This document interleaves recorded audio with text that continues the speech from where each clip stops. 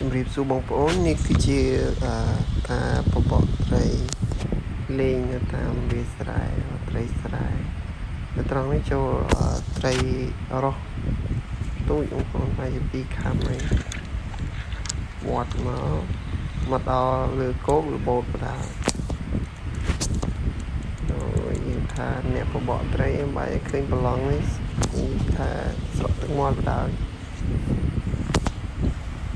ចូលមួយហើយរបូត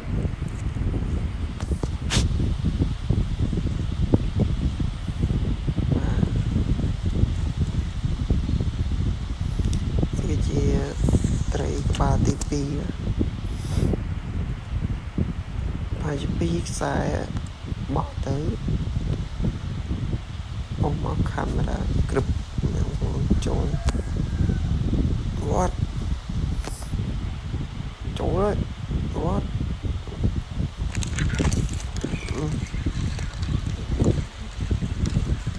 ព